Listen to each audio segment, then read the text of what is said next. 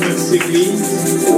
Que la grâce et la paix vous soient accordées de la part de Dieu, le Père de notre Seigneur Jésus-Christ. À lui soit la gloire, la grandeur, l'honneur au siècle des siècles. Amen. Amen. Merci de prendre place.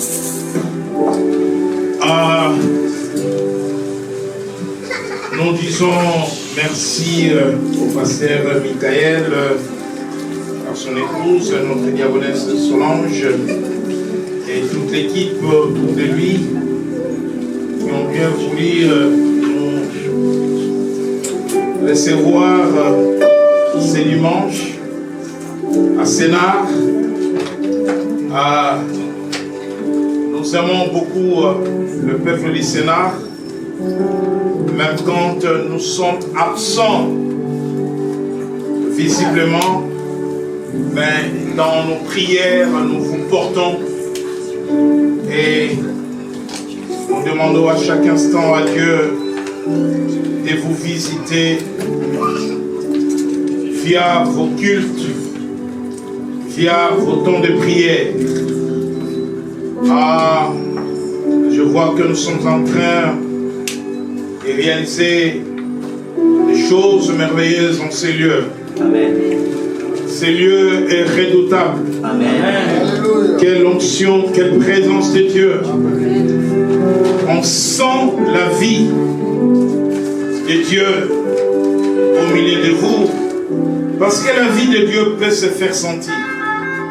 On peut aller à des endroits où on adore, on chante, on crie, on prie, sans que la vie de Dieu y soit. On peut remarquer, sentir la présence ou l'absence de la vie de Dieu, là où les enfants de Dieu sont réunis. Mais en tout cas, chez vous, je voulais dire, comme Jacob, Dieu est ici. C'est ici la porte des cieux. Et nous croyons que ce soir, Dieu va nous faire du bien à travers sa parole. Alors je viens parler ce soir, pas aux gens de l'église, pas aux membres de l'église, pas aux adhérents, mais je viens parler à un peuple. Un peuple mis à part.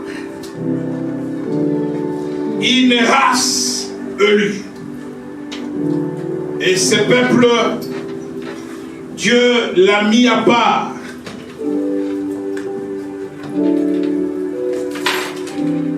Il dit, je fais de vous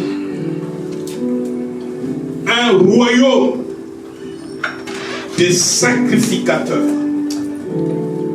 Et vous êtes ce peuple-là. Vous êtes les fils et les filles du royaume. Et c'est en ces termes-là que je viens m'adresser à vous. C'est en cette qualité que je viens vous parler. Parce que souvent, lorsque nous parlons de l'Église, nous avons l'impression que nous sommes un groupe d'hommes et de femmes, une association. L'Église est une entité spirituelle. Mais pour me faire comprendre, et pour que vous preniez au sérieux ce que Dieu va nous dire, nous parlons au royaume. Dis à ceux qui sont à tes côtés, nous parlons au royaume aujourd'hui. Nous parlons au royaume aujourd'hui. Nous parlons des affaires du royaume. Et quand on parle du royaume, c'est sérieux. Christ est la manifestation du royaume de Dieu. Tu es est le reflet du royaume de Dieu, ta vie. Dieu t'a choisi, Dieu t'a appelé. Dieu t'a sorti du monde afin que tu sois le reflet de son royaume. Or, le royaume de Dieu est caractérisé par la grandeur. Dieu est grand. Le royaume est caractérisé par l'excellence. Tu dois mener une vie d'excellence. Mais le royaume, c'est la justice. Tu es juste. Tu es justifié. Tu n'es pas sous la condamnation. Dans Colossiens au chapitre 2, versets 13 et 14, la Bible dit que Jésus nous a délivrés du royaume des ténèbres. Il nous a sortis du royaume de Satan. Amen.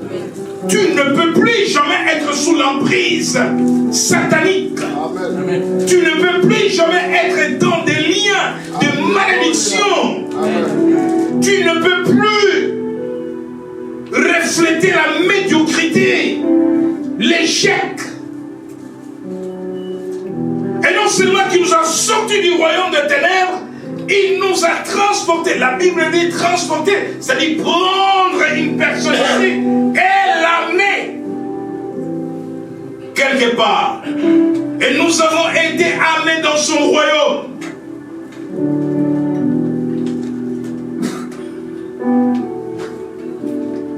Christ est la manifestation du royaume de Dieu. Et lorsqu'on parle du royaume ici, comme au temps de Jésus, lorsqu'on parle du royaume de Dieu, certains croyaient que Jésus est devenu comme roi pour régner sur la terre, pour établir un royaume sur la terre qui fasse la résistance à l'empire romain. Parce que la Palestine était une colonie romaine. Et Jésus dira même que mon royaume ne bat de ce monde.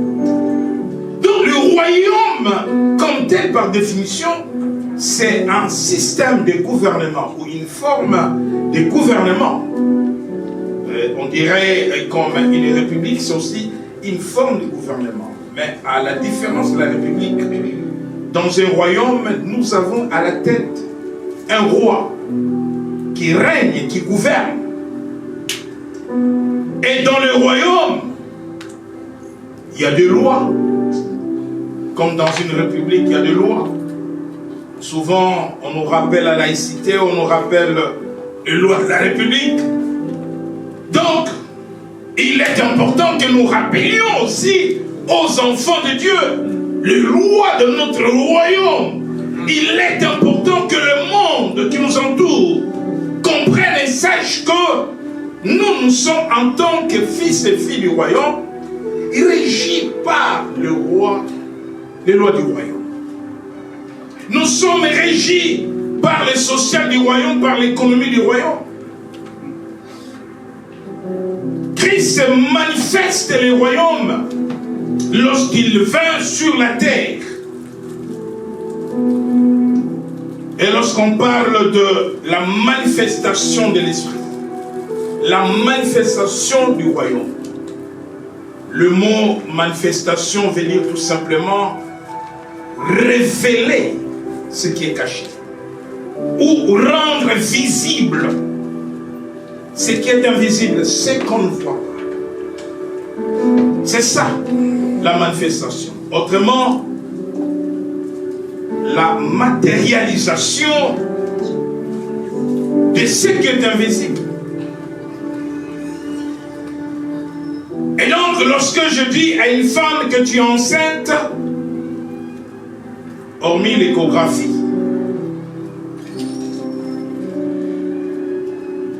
elle peut croire ou ne pas croire. Mais lorsqu'elle verra le bébé, ce qui était invisible devient visible. Christ est la manifestation du royaume, bien-aimé dans le Seigneur. Lorsque Christ est venu, il a été annoncé au peuple que le royaume de Dieu est venu à vous. Et qu'est-ce qu'on entend par le royaume de Dieu manifesté par Jésus? La vie du royaume. Comment Christ est le reflet du royaume. La Bible dit que le royaume de Dieu dans 2 Corinthiens chapitre 4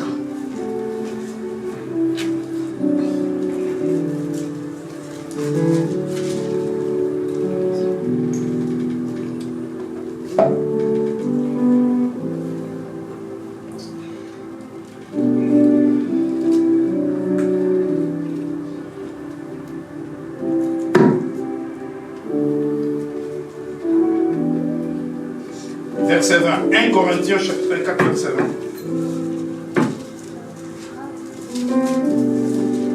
1 Corinthiens chapitre 4 verset 20.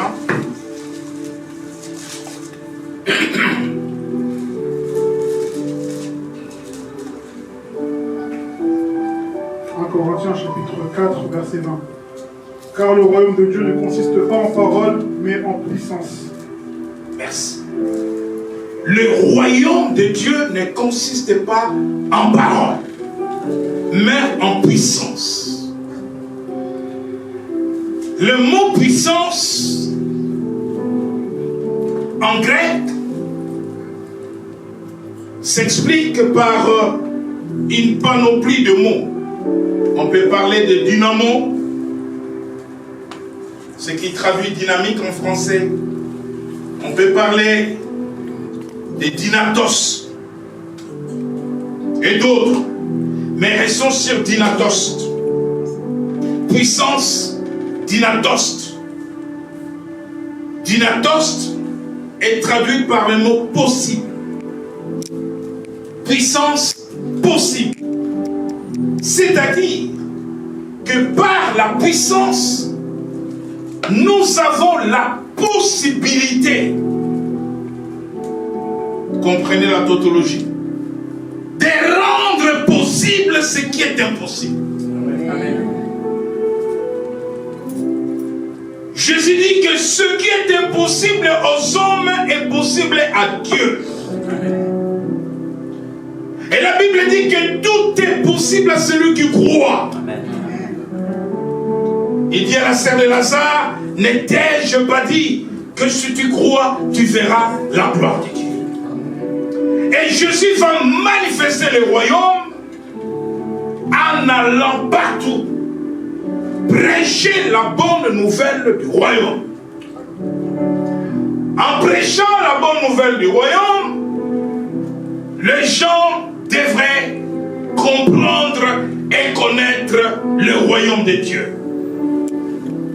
Ses lois, ses principes et ses règles. Par la prédication, il amène la connaissance du royaume de Dieu. Mais il ne s'arrête pas là. Au-delà de la connaissance, il amène la vie du royaume dans la vie des gens. Donc, dans le royaume de Dieu, les gens ne sont pas tristes. Et il amène la joie dans le cœur des gens. La Bible dit qu'un cœur joyeux est un remède pour le corps. Un cœur joyeux guérit la maladie dans le corps. Sans que tu prennes les médicaments. Sans que tu te rendes à l'hôpital. Vous voyez pourquoi les personnes joyeuses sont toujours en bonne santé? Parce que la joie dit la parole de Dieu. Surtout en ce qui concerne des maladies psychosomatiques. Les maladies incurables. Il n'y a que la joie qui peut donner la vie. La joie guérit. Je vous le dis. C'est là vrai. Vous apprenez que votre mère ou votre père est malade. Vous débarquez. Vous prenez l'avion, je ne sais pas par quel moyen. vous arrivez. Et le jour où vous arrivez, vous allez vous rendre compte que contrairement au jour précédent, pour vous avoir vu, on va vous dire, oh, cette nuit, il a bien dormi. Vous lui avez transmis une joie, votre présence. Ah, mon fils est arrivé, ma fille est arrivée. Vous avez communiqué une joie au malade. Et la joie l'a guéri. La joie a même apaisé la maladie. Et donc, parce que le royaume de Dieu c'est la joie, Jésus donne la joie aux gens. Non, je viens donner la joie à quelqu'un qui est rentré ce soir avec une tristesse énorme dans le cœur. Quelqu'un qui est arrivé en ce lieu avec une tristesse.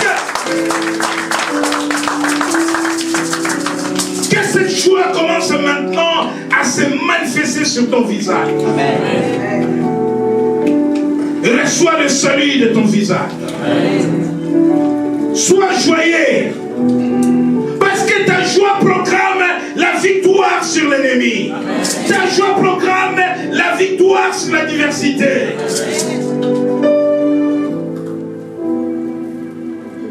J'aime pas la tristesse.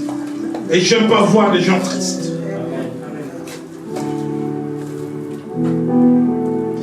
Il y a quelques années, j'étais en Angleterre. Et le pasteur qui me recevait m'a proposé de visiter une famille. Et nous sommes rentrés dans leur maison. Après la prière, je leur ai dit ce que je vis. Je dis, dans votre maison, il n'y a pas de vie, il n'y a pas de joie. Là, je suis dans une maison de deuil.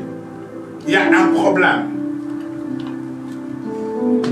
Et la femme dit, oui, pasteur, vous avez raison, ça se passe comme ça ici.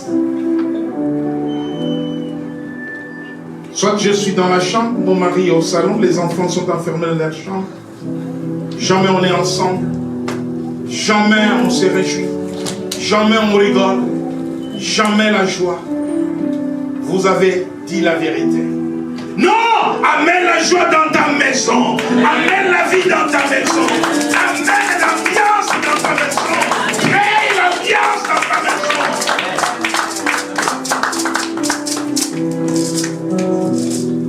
Jésus s'est rendu compte que nous étions enfermés dans le royaume des ténèbres. Les péchés, la maladie, la mort, la captivité, que dans le royaume des ténèbres nous étions des captifs. La Bible dit dans le livre d'Ésaïe,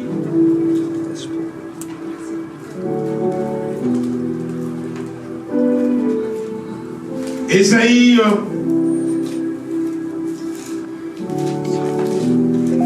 chapitre 42.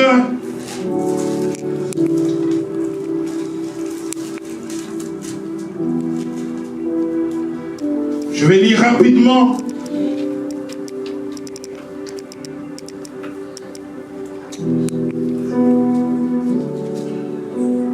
Le verset 6. Moi, l'Éternel, je t'ai appelé pour le salut. Et je te prendrai par la main. Je te garderai et je t'établirai pour traiter alliance avec le peuple. Pour être la lumière des nations. Pour ouvrir les yeux aux aveugles. Pour faire sortir des prisons les captifs. Et de leurs cachots ceux qui habitent dans les ténèbres. Et plus loin, dans le même chapitre, au verset 22, il dit, c'est un peuple pillé et dépouillé. On les a tous enchaînés et dans des cavernes, plongés dans des cachots. Ils ont été mis au pillage. Et personne qui les délivre. Dépouillés. Et personne qui dise restitue. J'ai fait un séminaire il y a 2 semaines en Angleterre, à Birmingham, où je parlais de la captivité satanique à 3 niveaux. Niveau spirituel, niveau matériel et financier, et tout cela prouvé dans la parole de Dieu, et niveau émotionnel. Ici, vous voyez que non seulement que l'ennemi vous jette en prison, non seulement que vous êtes dans des chaînes, non seulement que vous êtes liés, mais il vous dépouille. Qu'est-ce qui vous dépouille? Votre richesse, votre héritage, votre argent. Il vous dépouille tout ce qui vous revient. Votre trésor. Non seulement que les gens sont enchaînés, mais les gens sont appauvris. Et c'est l'œuvre de l'ennemi. La pauvreté est un signe de malédiction, une œuvre des ténèbres. Parce que la Bible dit qu'à la croix, Jésus s'est appauvri afin que nous devenions riches. Vous le saviez, il ne faut pas se maintenir dans la pauvreté, il ne faut pas non plus faire l'apologie de la pauvreté. Vous avez le pouvoir de refuser la pauvreté. Ayez un état d'esprit de son fort, puissant, grand, riche. Ayez un état d'esprit, parce que je parle aux fils aux filles du royaume. Dans le royaume, on a un état d'esprit. Être fils et fille du royaume, c'est un état d'esprit.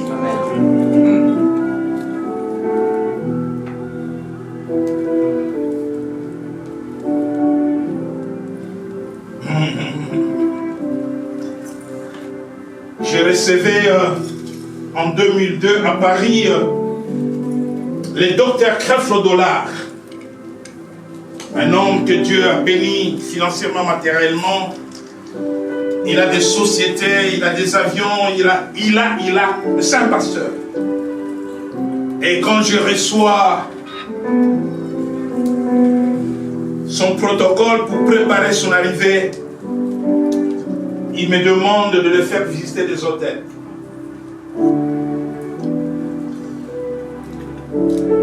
Et il me demande où tu vas nous amener. Je dis Concorde. J'ai cité 2-3 hôtels. Et ils m'ont dit mais on nous a parlé de l'hôtel Georges V à Paris. Est-ce que là où tu nous amènes, on va trouver une suite royale? Pas une suite présidentielle, mais une suite royale. Je dis, je ne pense pas. On va à l'hôtel Georges V, on visite la suite présidentielle. Là où beaucoup de présidents viennent loger. Ils demandent qu'on leur visite la suite royale. On va visiter la suite royale. Ok. Je leur dis, mais c'est cher. Il me dit, pour notre patron, il l'appelle patron. Pour notre patron, cela lui va. C'est l'état d'esprit. De vivre dans l'excellence. Est-ce que quelqu'un comprend? Amen. J'ai eu une petite discussion avec ma femme. Pas la bagarre, hein. À l'occasion de son anniversaire, bon, on a quitté la France, on est allé quelque part à l'étranger. Parce qu'elle voulait vraiment, elle m'a refusé les fêtes et tout. Elle voulait me vivre, moi je voulais la vivre. Amen. Et il faut le faire, le mari. Et là, quand on arrive, je m'éloigne de la chambre, Je vais voir une hôtesse d'accueil. Je discute avec elle. Je dis, je cherche le meilleur restaurant de cette ville. Elle me dit, le meilleur restaurant de cette ville? Pourquoi le meilleur? Je dis, je vais offrir un repas à ma femme. C'est son anniversaire. Alors,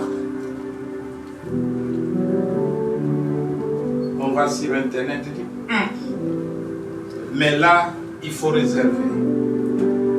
Je suis dans un état d'esprit du royaume. Amen. Est-ce que quelqu'un comprend? Amen. Ce n'est ni l'orgueil,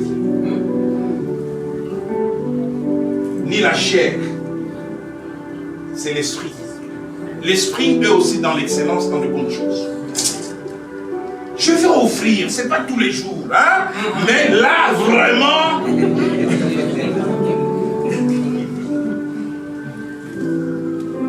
je ne vais pas rater cette occasion.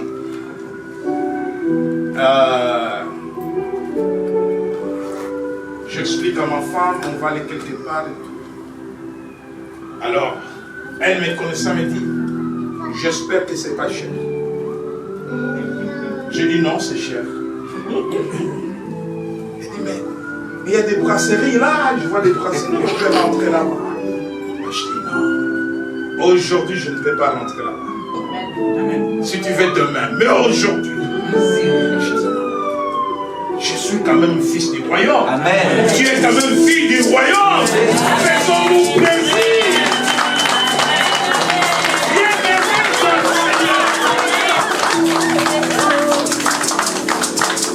S'il fallait que je vende des costumes, des chaussures pour faire plaisir à ma femme, je le fais.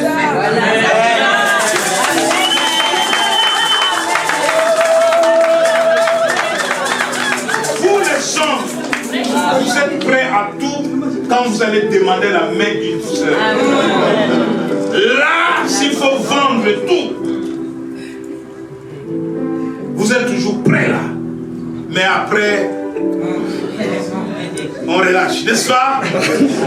Les mamans, je suis pour vous. Hein? Amen. Réclamez votre droit, les mamans. Vous avez droit au bonheur, au plaisir. Et vous avez droit à l'excellence. Amen.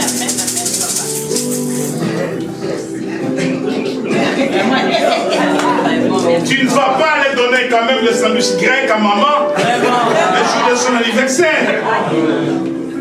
Et quand nous sommes arrivés, parce qu'il fallait réserver et tout, et ma femme a vu comment ça s'est passé. Les gens nous étions en retard.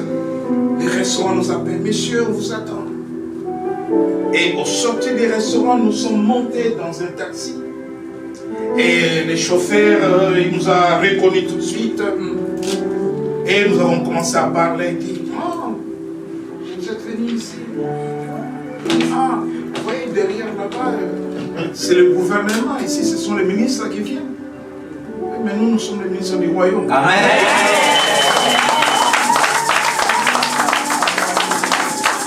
C'est un état d'esprit, bien-aimé de Seigneur.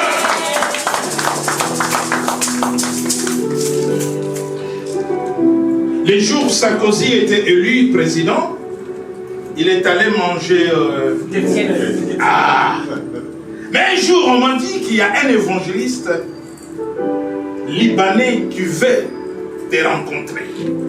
Un évangéliste. Je dis oui, d'accord. Avec le pasteur qui m'accompagnait. Et je dis, on va se rencontrer. Il dit, il nous invite au Fouquet. Ah, moi je croyais que le Fouquet c'était seulement pour les Sarkozy. Nous aussi. Ah, j'ai compris que nous sommes aussi le membre du gouvernement céleste. Amen. Nous aussi, on peut aller là-bas. Amen, amen, amen, amen. Et donc, Jésus est venu nous libérer de la pauvreté, de la médiocrité, de la bassesse. Il est venu nous libérer des petites choses. Le royaume, c'est une mentalité. Le royaume, c'est un esprit de conquête. Et c'est pour cela que vous verrez un petit royaume de Belgique, à la taille de la province du Congo central, va aller prendre un territoire plus grand que l'Europe de l'Ouest. Jusque même à amputer certains territoires aux frontières, parce que le royaume veut toujours la grandeur.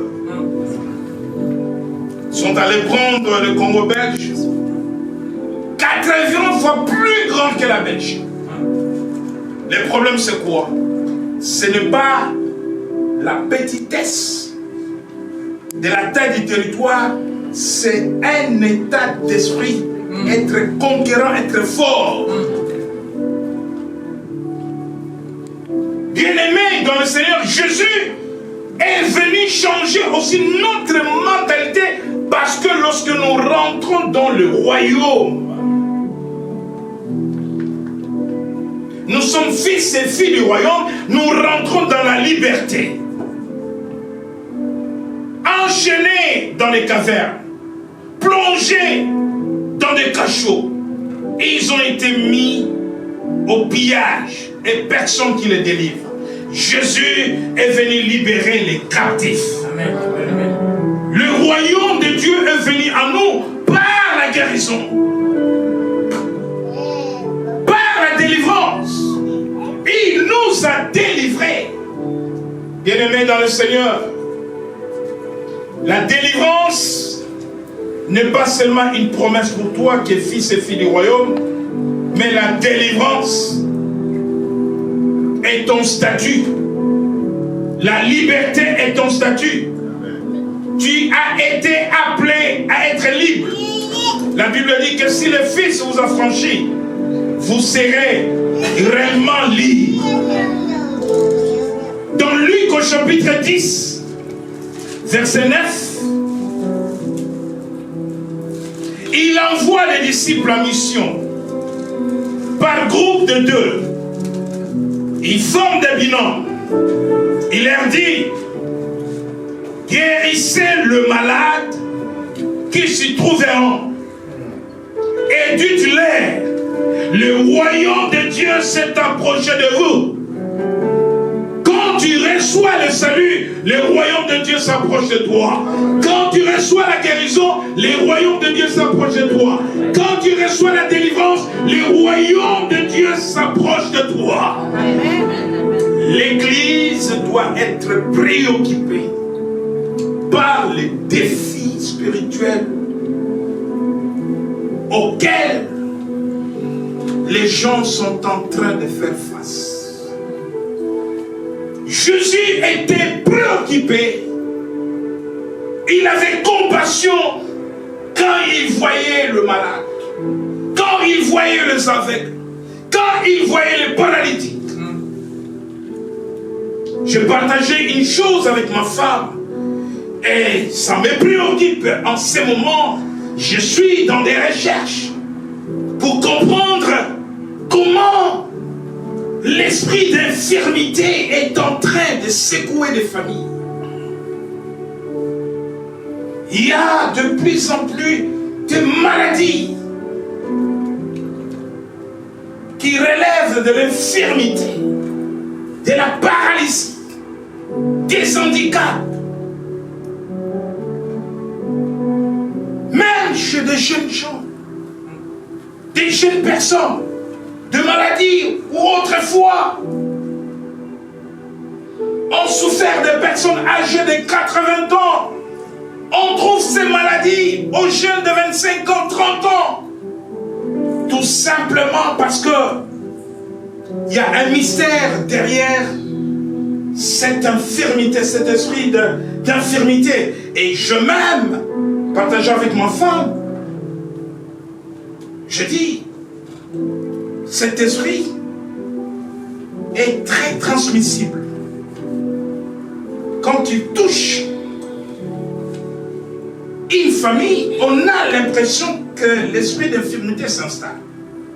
On a de plus en plus en ce moment de personnes qui sont en couple.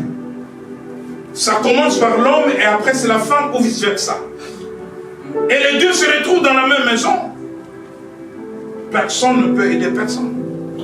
Mais la Bible dit que deux vaut mieux qu'un. Parce que si l'un tombe, l'autre...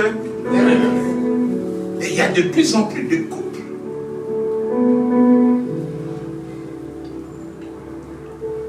qui ne peuvent pas s'élever. De plus en plus de couples dont l'un ne peut pas aider l'autre. Mais ça, il faut que les chrétiens ouvrent les yeux sur de maladies spirituelles, de maladies démoniaques. Mais l'infirmité, c'est une forme de prison. C'est une forme de cachot. Parce qu'après, tu ne peux pas sortir, tu ne peux pas t'élever, tu ne peux pas travailler. Après, il n'y a rien à faire. Et la dépression, j'interviens dans les hôpitaux psychiatriques comme médiateur transculturel. Et je sais de quoi je parle. La dépression, n'en parlons pas. Je vois des jeunes garçons de 20 ans, des jeunes filles de 18 ans, 22 ans, en psychiatrie, en asile, dans l'isolement. Le diable est en train de secouer la société. Alors l'église doit être dans la distraction. Christ doit être ramené dans nos messages parce que Christ est le modèle de l'enseignement, le modèle du ministère de la guérison et de la délivrance. Et c'est la mission qu'il a assignée à l'église. Je disais ce matin que l'église ne doit pas confondre les œuvres et la mission. Beaucoup d'églises sont dans les œuvres. Oui, il faut le faire. Il faut aider les orphelins, il faut construire les orphelinats, les écoles, les hôpitaux, tout ce que vous voulez. Ça, ce sont des œuvres. Mais la mission de l'église, elle est autre. Ça, c'est la doctrine sociale de l'église. Mais la mission se résume en 3 points. Prêcher la bonne nouvelle du royaume, faire connaître le royaume. Les gens doivent connaître le royaume, le roi du royaume, la vie du royaume, et amener dans la vie des gens la vie du royaume. Pas de guérison, de délivrance, des vies restaurées. Une vie qui a été abîmée dans le monde des ténèbres. Quand cette personne rentre dans la vie du royaume, sa vie doit être restaurée. Amen. Complètement restaurée, sans séquelles, sans traces du passé. Est-ce que quelqu'un est avec moi? Amen. Je suis venu seulement te dire que tu es fils du royaume, tu es fille du royaume, et que c'est un état d'esprit qui va te permettre de vivre la vie du royaume. Lève-toi dans la présence de Dieu. Jésus nous a délivrés du royaume des ténèbres. Amen. Si les ténèbres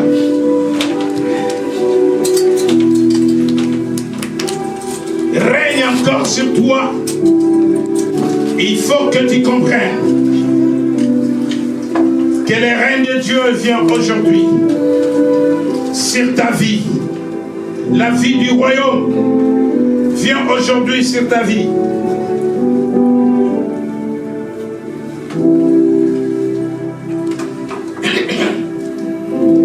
La Bible dit,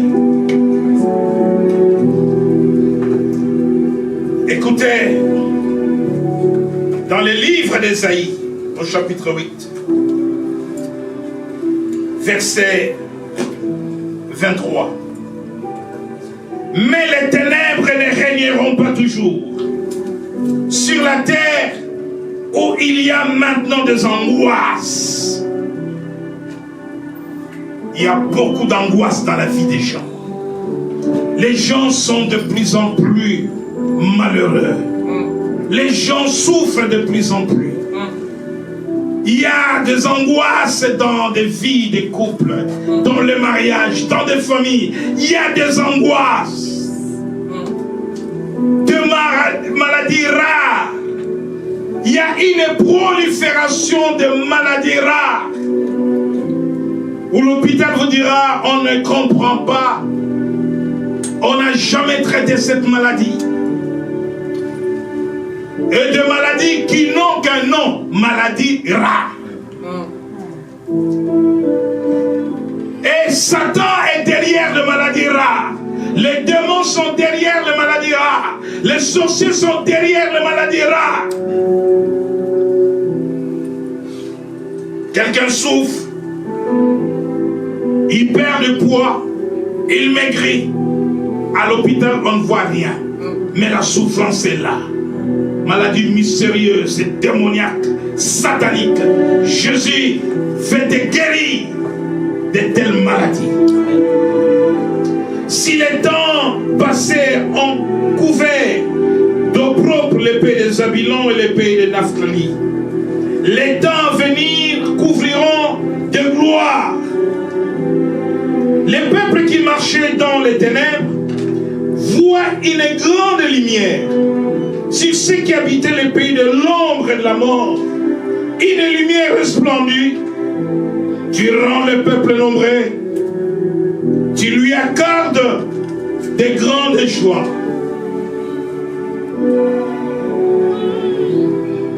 Il se réjouit devant toi comme on se réjouit à la moisson. Jésus fait accorder une grande joie. Jésus veut mettre fin au règne de tes souffrances. Le règne de notre Dieu doit venir sur toi. Et nous voulons bannir le règne de Satan sur ta vie. Le règne de la sorcellerie sur ta vie. Amen. Le règne des ténèbres sur ta vie. Amen. Il faut que la lumière jaillisse. Amen. Quel jour de gloire quand Jésus m'a libéré. Amen. Quel jour de gloire. Yes. Des chaînes de Satan. Amen. Jésus m'a libéré. Des liens de la mort, Jésus m'a libéré. Des chaînes d'infirmité, de paralysie, des liens d'AVC. Jésus m'a libéré.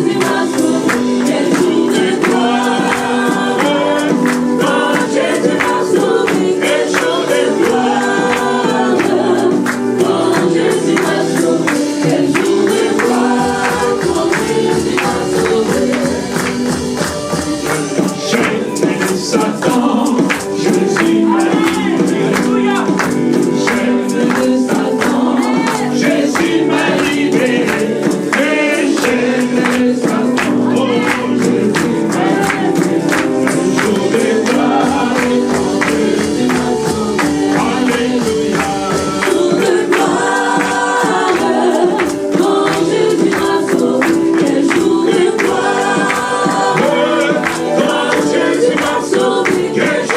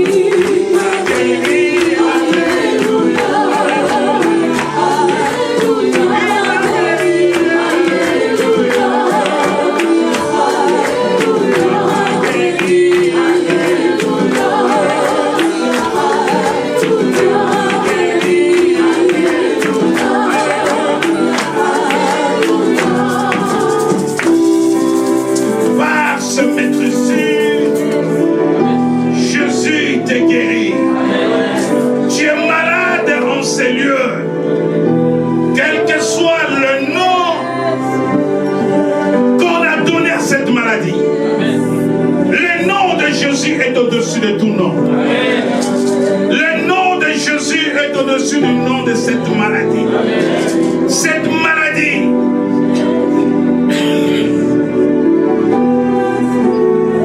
sur l'ordre du Seigneur va quitter ton corps maintenant.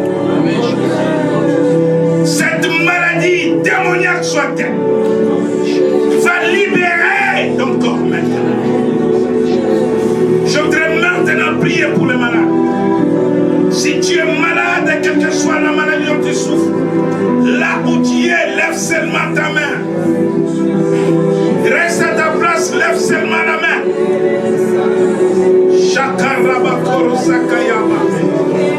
Jésus dit, allez guérissez les malades. Dites-leur que le royaume de Dieu s'est approché de vous. La main de Dieu est sur toi pour te guérir de toute maladie. Il y a des maladies encore cachées dans les corps. Des maladies non visibles. Jésus est venu manifester le royaume de Dieu. Toute maladie cachée sortira de ton corps dans le nom de Jésus. Tout cancer caché dans le corps, cancer de prostate, cancer de sein, cancer d'utérus, caché dans le corps, commence à prendre feu, commence à brûler maintenant, au nom de Jésus. Prends feu maintenant, prends feu maintenant. Cancer de prostate, cancer de sein, cancer d'utérus, prends feu. Cancer de poumon, cancer d'estomac, prends feu, prends feu. Brille dans le corps. Tu vas sentir une chaleur en toi. C'est le feu de la guérison. Une chaleur en toi. C'est le feu de la guérison. Le feu de la guérison. Le feu de la guérison. Oh, Yabasaka, Yabasaka. Shindo Rukoyo Bukasaka.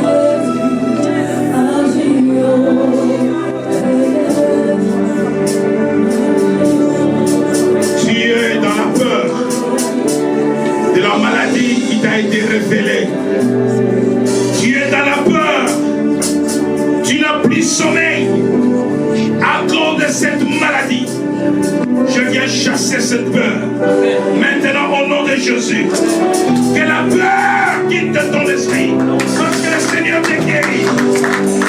Reçois la délivrance de la paix.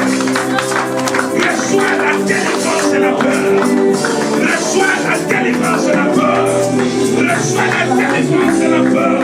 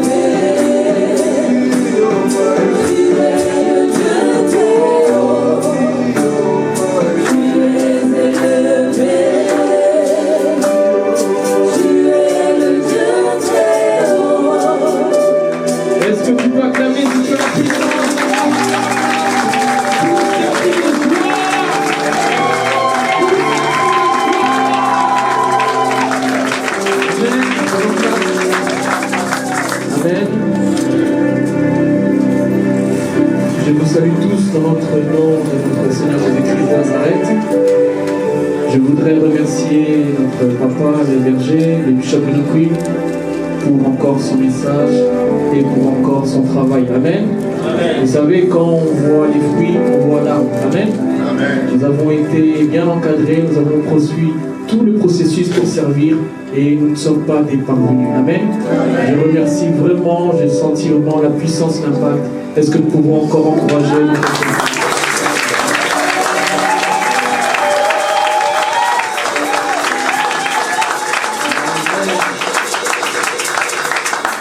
Nous voulons donner à Dieu, je vais lire un verset, Proverbe 3, verset 9. Honore l'Éternel avec tes biens et avec les prémices de tout ton revenu. Alors tes greniers seront remplis d'abondance et tes cuves regorgeront de mou. Parole du Seigneur. Amen. Amen. Nous voulons donner à Dieu, nous sommes contribuables du royaume. Nous avons entendu le message sur le royaume. Et en tant que contribuable, nous devons contribuer pour ce royaume. Amen. Amen. Si tu as ton offrande, tu vas te lever, nous allons prier pour ton offrande. Et la chorale va entamer un chant. Éternel, notre Dieu, regarde ces mains qui vont mettre quelque chose dans ce panier. Seigneur, que ces mains puissent être bénies, que tu puisses bénir au centuple toutes les personnes qui vont mettre leurs mains dans ce panier. Que Seigneur ne regarde pas leurs dépenses, ne regarde pas la conjoncture, qu'ils puissent être bénis, qu'ils puissent être toujours visités. Gloire et louange à toi. Amen. Amen. Amen.